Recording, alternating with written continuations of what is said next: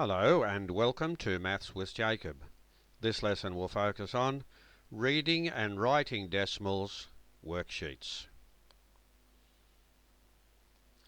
So this video has a few slides and we have some worksheets where we can practice reading and writing decimals.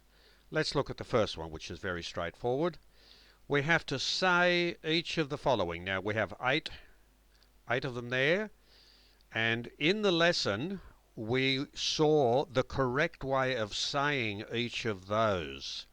Now, if you can't remember or you didn't see the lesson, right at the end of this video, on the last slide, there is a link and it will take you to the lesson and it will explain how to do all of these.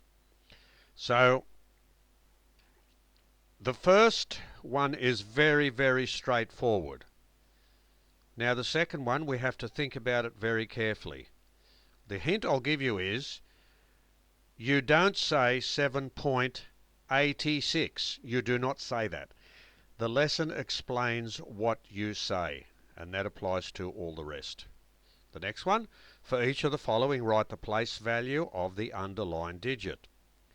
So we look at the digits carefully. Now, from the lesson we remember, I'll just say a few little hints here.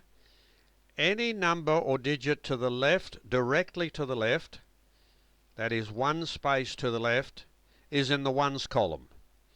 If it's two places to the left, it's in the tens column, T-E-N-S. A digit which is one place to the right of the decimal point is in the tenths column, T-E-N-T-H-S. Okay? And a digit which is two places to the right of the decimal point is in the hundredths column, H-U-N-D-R-E-D-T-H-S. Okay, there's the thousandths column there, and there's the 10,000ths column. So it's tenths, hundredths, thousandths, 10,000ths. Let's go to the next one. Give the place value of every digit in each of the following. Now, we've just given you a great hint there in that last slide about what goes on here. So it should be quite straightforward to give the value of every single digit. You just need to know the value of each column. Once you do that, it's quite straightforward. Here we have to write each of these. Now there are 7 worded amounts, so they're all words.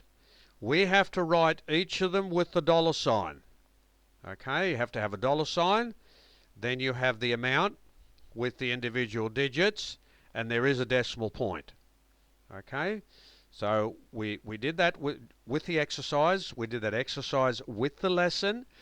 I will go to the next slide now, and that will show you where the lesson is. In case you need it, you can click on it and it will show you how to do all of these.